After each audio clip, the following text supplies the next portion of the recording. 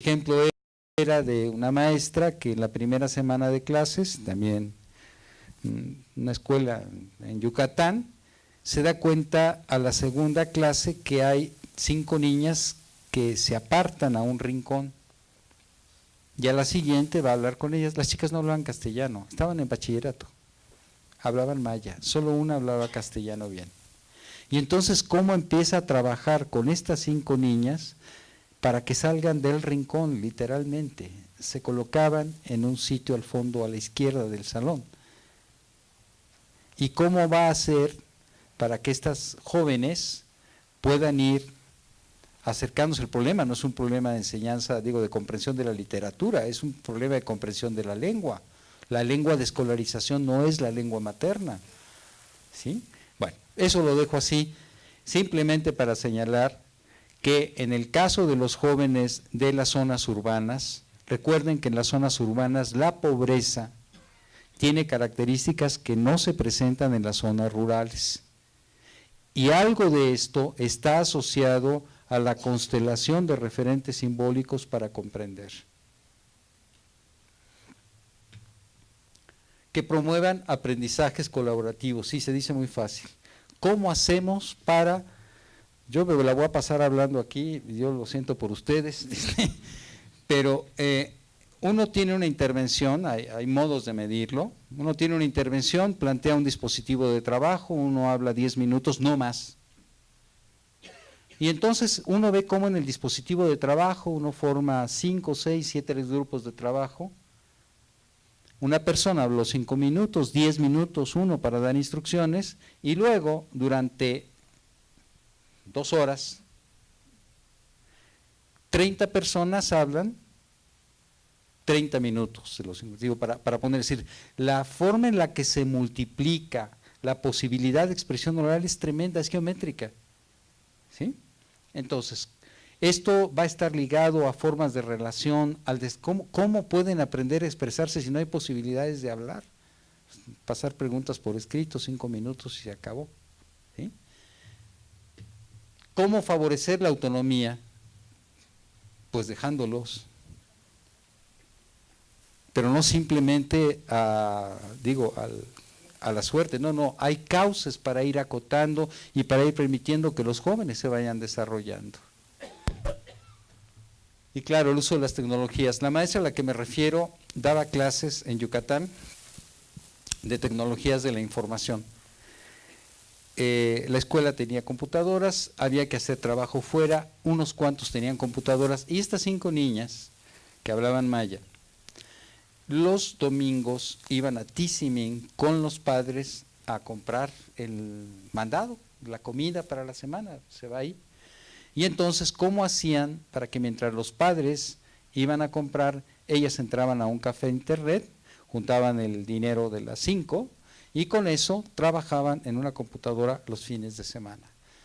Digamos, esta maestra no era maestra ni de literatura ni de filosofía, era maestra de TICS, se da cuenta que está pasando eso, es una mujer que estudió ingeniería e interviene y genera un dispositivo para integrarlas al grupo. Ella lo va, en su testimonio, ya va a referir esa manera, ese acercamiento, esas posibilidades de trabajo. Las chicas terminan bien el curso. Bien.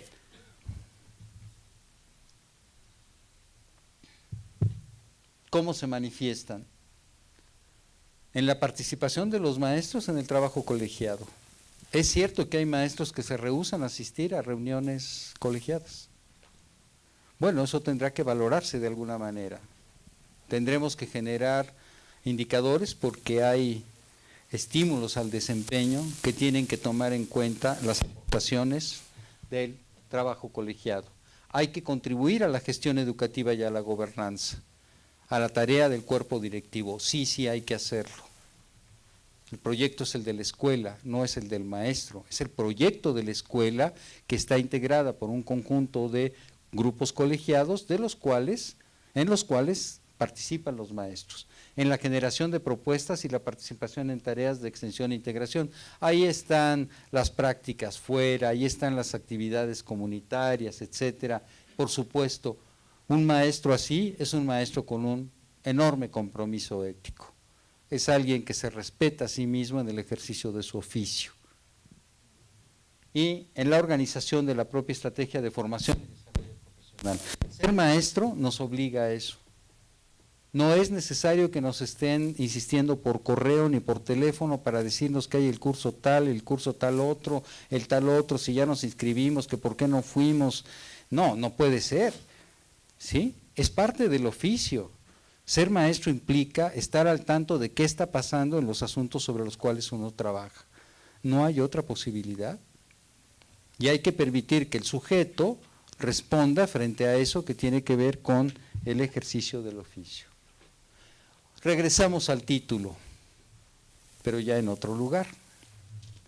Decimos que docencia y contribución, la escuela puede contribuir, no determina el mejoramiento de las condiciones de vida. No desconozco anécdotas, por ejemplo, en donde alguien ya de edad madura refiere cómo en la secundaria, el día que había decidido suicidarse, se encuentra extraordinariamente con un maestro X, que era el único que lo trataba bien, y la expresión del chico es de despedida. El maestro no está enterado de las intenciones, pero a esa despedida, el maestro le contesta con una no despedida. ¿Sí? De tal manera, el maestro nunca supo lo que hizo. Lo respetaba, lo apreciaba y tuvo una respuesta con tal contundencia que la persona dice, yo no le puedo hacer esto al maestro, a ese maestro. Una situación en la casa familiar muy difícil. Bueno, ahí están estos chispazos. Todos recordamos maestros inolvidables, maestros comprometidos con su tarea, maestros que nos cultivaron la pasión por saber algo, lo que ustedes quieran, cualquiera de esos, está bien. Y muy bien, pero eso puede ir más allá de un anecdotario. ¿Cómo es que eso toma arraigo estructural y se convierte efectivamente en una dinámica colectiva? Decimos, si contribuye, por lo tanto, la contribución de cada escuela en general y de la práctica docente en particular depende de la incidencia de otros factores con efectos sobre el mejoramiento de las condiciones de vida de los grupos sociales. Sí, la escuela puede contribuir, ya decimos, no lo hace siempre de la misma manera. La contribución depende de las formas de articulación de la vida social en la escuela con la dinámica de la vida social fuera de la escuela. Y claro, las políticas de fomento productivo, de inversión, de empleo y desarrollo social contribuyen al mejoramiento de las condiciones de vida. Si no hay inversión, no hay incremento del empleo. Si no hay incremento de la inversión, no hay incremento del empleo. Y vean ustedes que el empleo es un elemento clave de las formas de inserción social en la vida contemporánea. Pues eso, que me han puesto un toro de 456 ahí con el título, y uno intenta hacer una faena y no salir corriendo. Y yo lo que he intentado es articular algo coherente a partir del título. Gracias.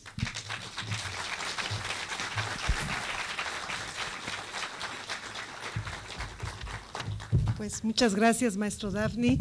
Creo que no vamos a poder irnos si no contestamos algunas preguntas y establecemos un diálogo y le decimos y le advertimos que se acaba de echar la soga al cuello, porque yo creo que será la primera de muchas. Realmente muchas gracias.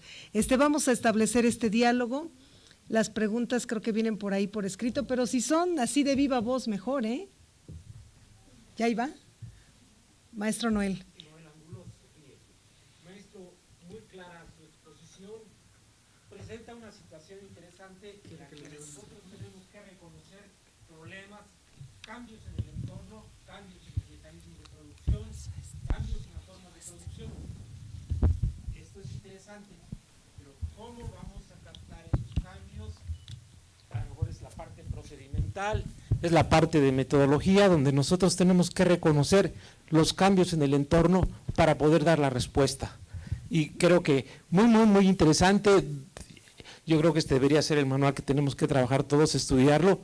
Me pareció muy interesante cómo plantea usted esto. Ahora, ¿qué nos puede decir de la herramienta para poder percibir, reconocer, identificar, medir todos esos cambios para poder continuar con la siguiente parte? Bueno, se requiere un trabajo colectivo y un trabajo especializado.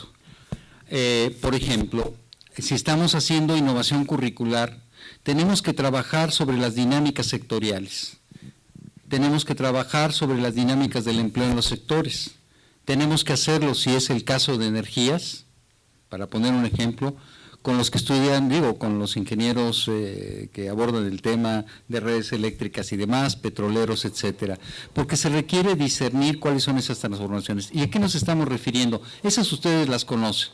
Por ejemplo, a partir de los años 70 hay una transformación de las tendencias en la organización social del trabajo.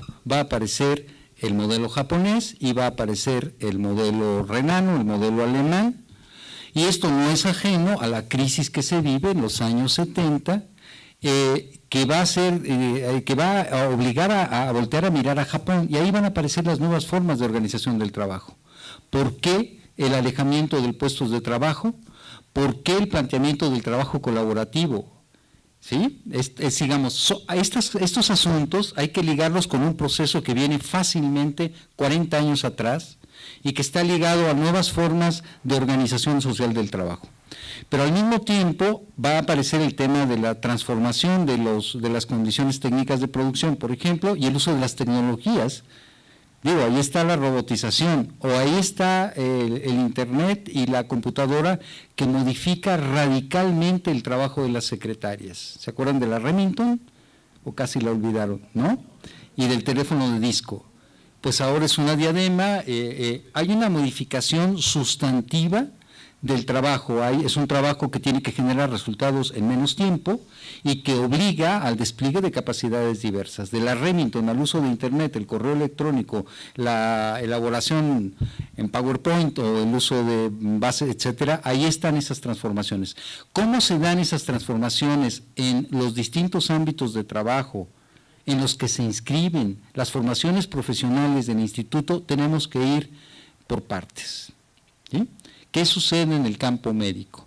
¿Cómo se ha transformado el contenido de trabajo de los médicos? ¿Cuáles nuevas herramientas para el diagnóstico? Alguien me decía, una ecocardiografía computarizada debe convertirse ya el electrocardiograma sirve para poco, por ejemplo, ¿no? Para decir un caso. Entonces, ¿cómo se ha transformado el trabajo en el ámbito médico? ¿Cómo se ha transformado el trabajo en el área de la biotecnología? Es bárbaro, es una cosa tremenda. ¿Cómo se ha transformado el trabajo en la producción de alimentos o en la producción de fármacos? ¿Cómo se ha transformado el caso particular de la agricultura con los gravísimos problemas que tenemos? Pero va a aparecer ahí el tema, por ejemplo, todo el tema de calidad sanitaria o inocuidad de alimentos, sean de origen vegetal, animal, etcétera. Entonces, uno solo no puede hacer eso. Digo, tentaciones de Superman, no, ni chiste tienen. Entonces, está el tema de los equipos colegiados de expertos. Y con esos expertos, ¿cuál es el papel, cuál es el lugar del pedagogo, del sociólogo, del antropólogo, del psicólogo? Porque resulta que el trabajo versa sobre energías, biotecnología, nanotecnología, etcétera. Y requerimos integrar entonces equipos multidisciplinarios y necesitamos escucharlos.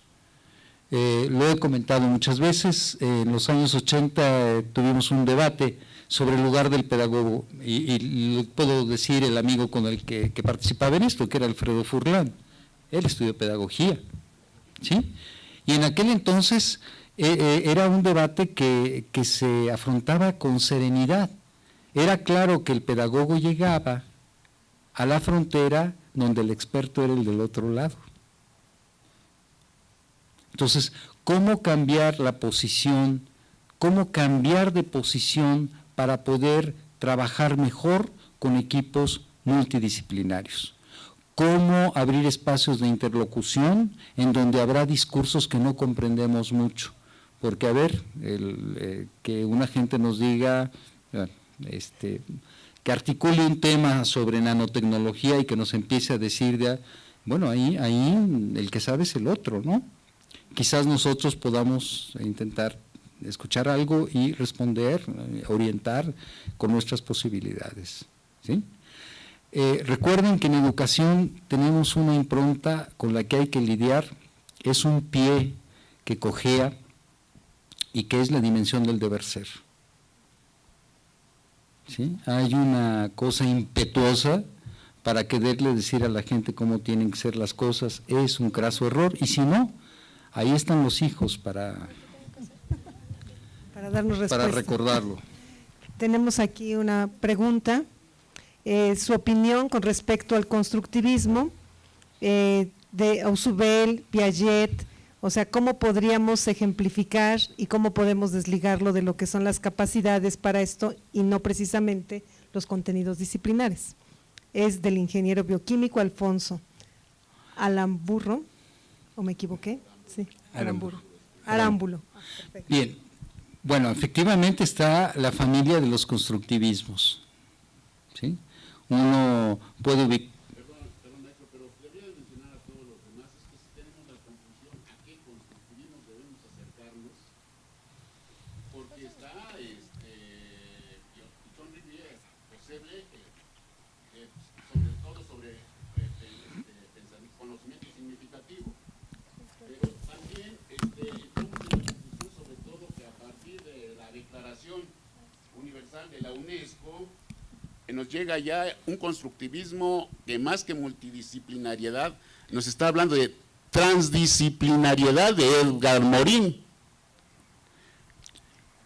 Ok, bien. Nos queda también el constructivismo que aprendimos en el modelo de enseñanza modular en la UAM, en el propio Politécnico, pero ahora estamos en el modelo basado en competencias, aunque algunos compañeros dicen que no es modelo. Y ahí nos queda también la duda de Vygotsky, Ausubel.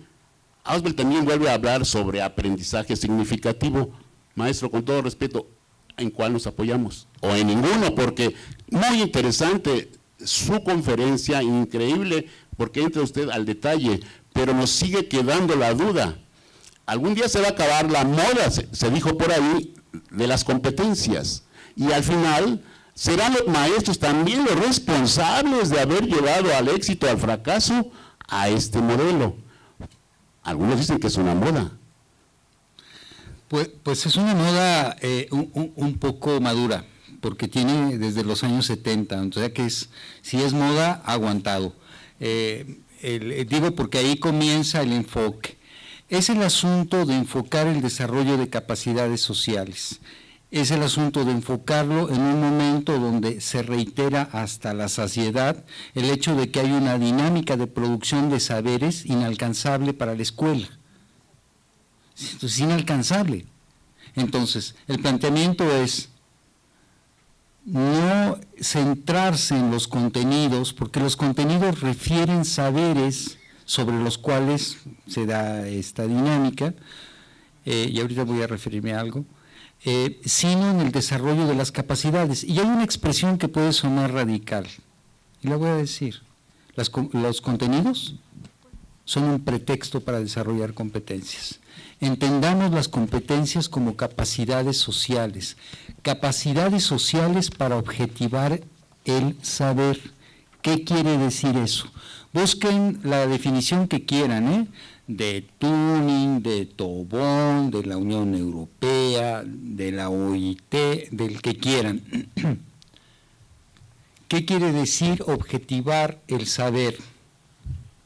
Pues miremos lo que tenemos alrededor. Aquí hay saber objetivado. Aquí. Alguien materializó en este edificio el saber que permite construir una edificación con luz, micrófonos y tales. Aquí hay trabajo objetivado. Cuando nos centramos en los contenidos, y ahí está el ejemplo que ponía hace un momento, bueno, podemos saber el funcionamiento de un motor de combustión interna y hacer los cálculos de energía que usted quiera, nada más que si se para el coche llamamos a un mecánico. ¿Sí? Es decir, es plantear cuáles son las capacidades, por ejemplo, que hay que desarrollar en un médico. un médico que entra a un quirófano y tiene que hacer una intervención quirúrgica, no va a hablar de anatomía, no va a hablar de anatomía. Si empieza a hablar de anatomía nos salimos. ¿Sí? Entonces, y claro, aterricémoslo, es un maestro que puede entrar a un salón de clase, ¿sí?, que puede establecer con cierta facilidad una relación de respeto para el trabajo colectivo con los alumnos y que logra identificar a unos chicos que están por allá atrás y que lo logra acercar, que se aproxima y puede decir cómo viven. Les cuento una anécdota, colega que trabaja en una universidad y que enseña sociología, que decidió, tiene doctorado, lo que sea, pero él decidió recibir a los de primer ingreso. Él es maestro de primer semestre. Y en la primera clase les empieza a preguntar de qué edades son. ¿Qué escolaridad tuvo el papá? ¿Qué escolaridad tuvo la mamá? De lo que recuerdo, en dónde nacieron, etcétera. Y con estos datos estos datos los va registrando en un pizarrón. Y lo tiene calculado espléndidamente porque al terminar la clase les muestra una descripción, una primera aproximación a lo que es la composición social de ese grupo. Cuántos son hombres, cuántos son mujeres. Entonces, es la capacidad de objetivar un saber en una práctica. ¿Por qué he tomado este atajo? Porque hemos leído, usted lo citó en orden perfecto, Piaget, Vygotsky, Ausubel. ¿Y luego? Bueno, ahí va a estar Freire. Bueno, Edgar Morán, me parece que de Edgar Morán yo rescato sobre todo el tema de la complejidad, es decir, la práctica educativa como una práctica hipercompleja. Pero lo mismo podríamos decir de la práctica médica, si alguien se adentra en esa complejidad, ¿sí? Me parece que es importante porque lo que hemos vivido son simplificaciones que nos han llevado por iniciativas erráticas. Una práctica compleja, no hagamos complicado una práctica que ya es compleja, ¿sí? Y no simplifiquemos al grado tal de no entender nada de la práctica. Un ejemplo de eso es inputs, outputs, ¿no? ¿Se acuerdan? Son los años 70, ¿sí? Una caja negra, esto tiene que ver con el modelo de la física clásica, con el modelo de Newton, ¿sí? No importa lo que pasa, lo que me importa es el estado inicial y el estado final. Sí, claro. Bueno, entonces, eso creo, pero uno nunca sabe, porque no solamente hay progreso, ya sabemos que hay regreso. Uno nunca sabe si va a regresar. Entonces, el asunto es, creo que a veces nos hemos excedido en leer y nos ha faltado mirar las prácticas y tratar de desentrañar las prácticas reales, las prácticas en nuestras escuelas, con nuestros jóvenes. Creo que ahí hay que voltear la mirada, no es un asunto de abrazar, porque ahora lo que tenemos son amalgamas. Vean en los textos de Zabalza, ¿sí? O lo de Díaz Barriga, el propio Tobón. Y si uno ha leído a los que usted citó, uno se va a encontrar que ahora lo que tenemos son unas amalgamas muy curiosas. No hay aportes nuevos, hay una reelaboración de gente que juntó pedazos de aquí y de allá, pero una pregunta siempre es, cuando uno trabaja con estos colegas, es decirles, oiga, ¿cuántas reformas educativas lleva en su haber? Porque resulta que Mario Bunge escribía sobre metodología de la ciencia, pero nunca había hecho investigación. Entonces la gente escribe de lo que no hace. Y aquí creo que tenemos que hablar a partir de la experiencia. ¿Me permite hacerle una contribución más? En forma muy interesante usted mencionó que el conocimiento no se adquiere en forma lineal, sino en zigzag y por aproximaciones. ¿Sería bajo la dialéctica hegeliana de la tesis, la antítesis y síntesis, o no nada que ver por allá? Porque usted dice, este es el título, nos dio su explicación y dijo, Regresó al título, pero ya no es el mismo, ¿eh? Tenemos otra Entonces participación. pensamos en el conocimiento, en estudiar a esa filosofía hegeliana que desde mi punto de vista, Morín es hegeliano, o Morán, como se mencionó. Morona. Una participación más y entro al tema. Esto merece un café más bien, maestro. Ahí hay una participación.